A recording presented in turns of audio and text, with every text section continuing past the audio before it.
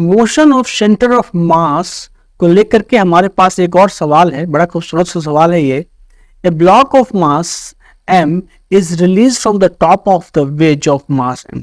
एक देखो तो ये एक m मास का ब्लॉक है और ये एक m कैपिटल M मास का क्या है, ये वेज है। ठीक है, ये क्या है, ये वेज है। और यहां से देखो तो टॉप ऑफ द वेज से इसको रिलीज किया जाता है, छोड़ा जाता है। तो ऑफकोर्स ये अपने वेट के इन्फ्लुएंस में जो mg साइन थीटा है उसके इन्फ्लुएंस में वो इधर स्लाइड करेगा ही करेगा। कह रहा है कि find the displacement of the veg on the horizontal ground.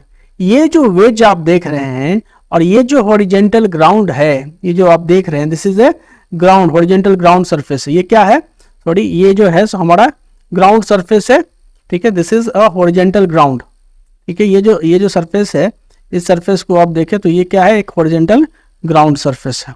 ठीक है, तो कह रहा है क्या चीज कि यहां से कि find the displacement of the veg on horizontal ground when the block reaches the bottom of the veg. जब ये ब्लॉक नीचे ससर के इस बॉटम पोजीशंस पे यहां आ जाएगा तो ये जो ब्लॉक है वो इधर कितना डिस्प्लेसमेंट इसका हो चुका होगा, यही हमारे जो है सो सवाल है।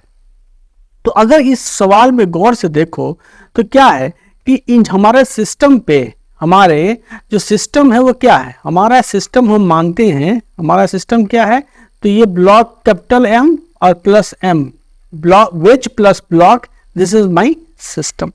अब देखो क्या चीज कि हमारे सिस्टम पे ऑफ कोर्स एक एक्सटर्नल फोर्स एक्ट कर रहा है। ये जो mg है, ये जो मास है, इस पे एक वर्टिकल डायरेक्शन में एक फोर्स वेट जो है mg नीचे की ओर एक्ट कर रहा है। और इसी mg ये जो कंपोनेंट हुआ, ये इस कंपोनेंट के इन्फ्लुएंस में, ये mg साइन थीटा के इन्फ्लुएंस में ही तो ये ऑब्जेक्ट नीचे की ओर गिर रहा है। तो कहीं ना कहीं अगर आप इस चीज को देखें तो आप कहेंगे कि सर ये एक्सटर्नल फोर्स एक्ट कर रहा है। लेकिन आप अगर एक चीज और गौर करें तो हमारा वेज का जो डिस्प्लेसमेंट है वो क्या होने वाला है, हॉरिजेंटल डायरेक्शन में होने वाला है। ठीक है, वेज जो है हमारा ये क्या होने वाला है, हॉरिजेंटल डायरेक्शन में डिस्प्लेस होने वाला है।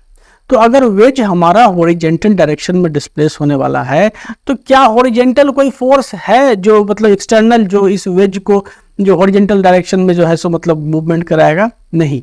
जो भी फोर्सेस हैं वो नॉर्मल रिएक्शन फोर्स जो होगा, इसका वेट तो mg नीचे की ओर लग रहा है। अब इस वेट mg की वजह से क्या होगा, ये सरफेस इसको प्रेस करेगा, ये इसको प्रेस करेगा। तो कहीं ना कहीं इंटरनल फोर्सेस की वजह से ही ये जो है, ये जो वेज है वो हमारा इधर की ओर जाएगा। ठीक है, ये जो हमारा वेज है वो इंटरनल फोर्स की वजह से हॉरिजेंटल मोशन में आएगा। और आपसे क्या पूछा जा रहा है कि फाइंड द डिस्प्लेसमेंट, आपसे पूछा जा रहा है कि find the displacement of the veg on the horizontal ground. पूछा जा रहा है find the displacement of veg on horizontal ground, horizontal ground, यही आपसे पूछा जा रहा है। अब अगर आप देखें तो इस पे कोई एक्सटर्नल फोर्स नहीं एक्ट कर रहा है। जो इस सिस्टम पे हमारा जो एक्सटर्नल फोर्स है, एक्सटर्नल फोर्स जो है वो हमारा वर्टिकल डायरेक्शन में एक्ट कर रहा है। हॉरिजेंटल डायरेक्शन में जो फोर्स है वो कोई भी फोर्स एक्ट नहीं कर रहा है। हॉरिजेंटल फोर्स क्या है, वो जीरो है। एक्सटर्नल फोर्स हॉरिजेंटल डायरेक्शन में हमारा जीरो है। हाँ, वर्टिकल डायरेक्शन में mg एक्ट कर रहा है, आप देख रहे हैं, लेकिन हॉरिजेंटल डायरेक्शन में कोई भी एक्सटर्नल फोर्स काम नहीं कर रहा है। अगर F एक्सटर्नल जीरो है, अगर F एक्सटर्नल जो है, एक्सटर्नल अगर वो जीरो है, इसका मतलब क्या हुआ, मैंने बताया कि एक्सेलरेशन ऑफ सेंटर ऑफ मास क्या होगा, वो जीरो होगा।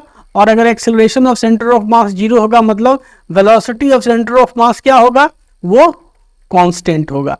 और अगर velocity of centre of mass constant होगा तो हमारे सिस्टम का इनिशियल जो सेंटर ऑफ मास का वेलोसिटी क्या है, जो वेलोसिटी ऑफ सेंटर ऑफ मास जो हमारा सिस्टम है, इसका जो इनिशियल वैल्यू है वो क्या है, इनिशियल क्या है, वो जीरो है, क्योंकि हमारा सिस्टम इनिशियली रेस्ट में है। क्यों? क्योंकि हमारा सिस्टम क्या है, तो क्योंकि हमारा system as our system wise initially at rest. क्यों? क्योंकि हमारा सिस्टम जो है, system is initially at rest.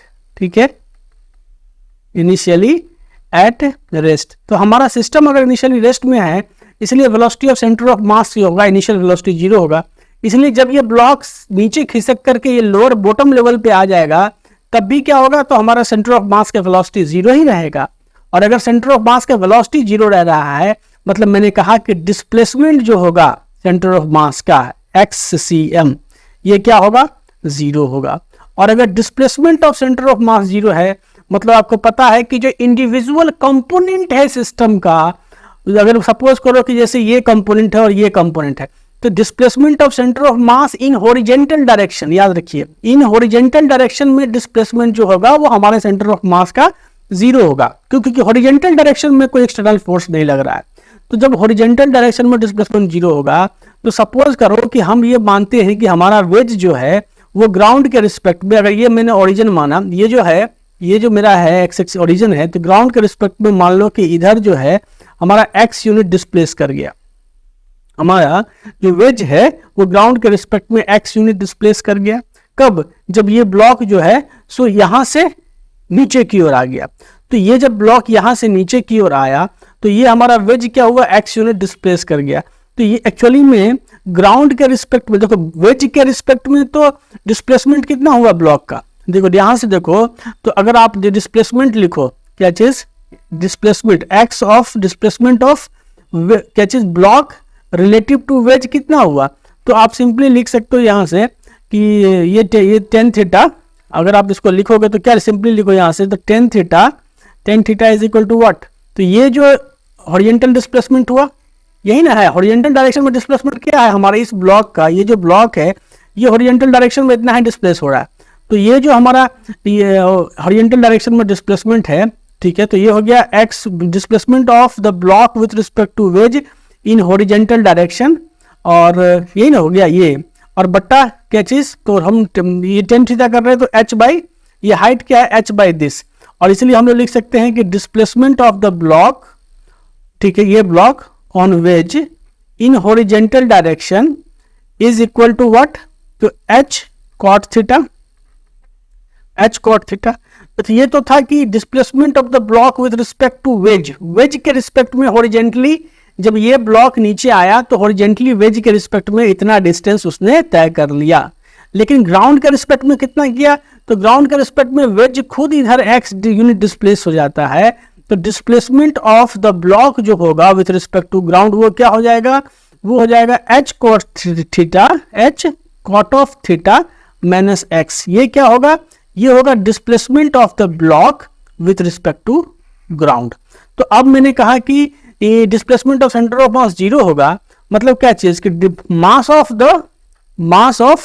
The ways, ठीक है, मास ऑफ द वेज जो हुआ, वेज का जो मास हुआ, ठीक है, और इनटू डिस्प्लेसमेंट, तो इस डायरेक्शन में डिस्प्लेसमेंट कितना हो रहा है, देखो यहां से नेगेटिव डायरेक्शन में हो रहा है तो यहां पे माइनस ऑफ एक्स यूज करेंगे, माइनस एक्स, और प्लस कितना, तो डिस्प्लेसमेंट इसका देखो यहां से, तो आपका ग्राउंड के रिस्पेक्ट में ये कितना डिस्प्लेस हुआ, ये किया, और ये टुवार्ड्स द राइट किया, इस डायरेक्शन में किया, इसलिए पॉजिटिव डिस्प्लेसमेंट लेंगे, तो स्मॉल m और इनटू पॉजिटिव डिस्प्लेसमेंट मतलब h cot theta minus x, और बाई यहाँ पे क्या होगा, तो m1 प्लस m2 मतलब m plus m and this is equal to 0। तो फाइनली हमारे पास क्या इक्वेशन निकल के आया कि capital M into x and this is equal to small m यहाँ पे, और ये हो जाएगा h cot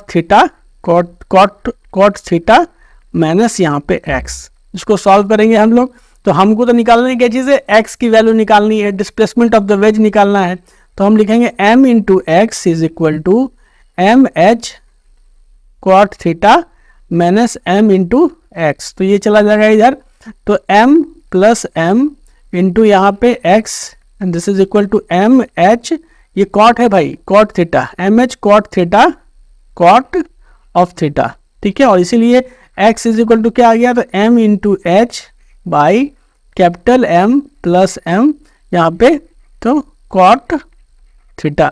ये हुआ displacement of the wedge relative to the ground. ये क्या हो गया, ये हो गया displacement of wedge, displacement of wedge relative to ground या रिलेटिव टू सरफेस, ठीक है, कुछ भी आप लिखिए, सरफेस लिखिए, ग्राउंड लिखिए। तो इस सवाल में जो सबसे इंपॉर्टेंट चीज ये था कि जब ये वेज एक्स यूनिट डिस्प्लेस कर गया, हमने माना कि हमने क्या माना, इसको समझिए, हमने क्या माना कि या जब ये ब्लॉक यहां से नीचे डिस्प्लेस हो गया, यहां आ गया, उस समय ये जो वेज है ये अपने इनिशियल पोजीशन से x unit towards the left displace हुआ। और चूंकि सेंटर ऑफ मास का डिस्प्लेसमेंट हमारा 0 होना था, तो सेंटर ऑफ मास का डिस्प्लेसमेंट, इसका मतलब क्या चीज कि आप लिखेंगे क्या चीज कि m into displacement of the veg, तो डिस्प्लेसमेंट ऑफ द वेज ये ले लिए, प्लस स्मॉल m इंटू, और सेंटर ऑफ मास का डिस्प्लेसमेंट हॉरिजॉन्टल डायरेक्शन में 0 होना, इस चीज को याद रखिएगा। Displacement of the centre of मास क्या लिखिएगा कि displacement of centre of mass in horizontal direction is 0, ठीक है, हॉरिजॉन्टल डायरेक्शन इज 0। क्यों? क्योंकि वर्टिकल डायरेक्शन में एक्सटर्नल फोर्स mg एक्ट कर रहा है, तो वर्टिकल डायरेक्शन में डिस्प्लेसमेंट 0 की बात नहीं हम कर सकते हैं। एक्सटर्नल फोर्सेस है, ये जो तुम्हारा mg एक्ट हो रहा है, ये तो अर्थ का ग्रेविटी है जो हमारे सिस्टम के बियॉन्ड है, तो वो तो एक्सटर्नल फोर्स एक्ट कर रहा है। लेकिन हॉरिजॉन्टल डायरेक्शन में तो कोई फोर्सेस नहीं एक्ट कर रहा है, इसीलिए हॉरिजॉन्टल डायरेक्शन में सेंटर ऑफ मास डिस्प्लेस नहीं करेगा। और इसी प्रिंसिपल का इस्तेमाल करके हमने निकाला कि ये जो वेज है वो हॉरिजॉन्टल डायरेक्शन में कितना डिस्टेंस डिस्प्लेस कर जाएगा। तो आई होप कि मोशन और सेंटर ऑफ मास को लेकर के इन दो सवालों से कुछ ना कुछ कंसेप्ट आपका जरूर क्लियर होगा। और अगर कोई प्रॉब्लम है तो प्लीज कमेंट बॉक्स में डालें, उससे पूछे। I will must try to clear your doubts. Thank you very much.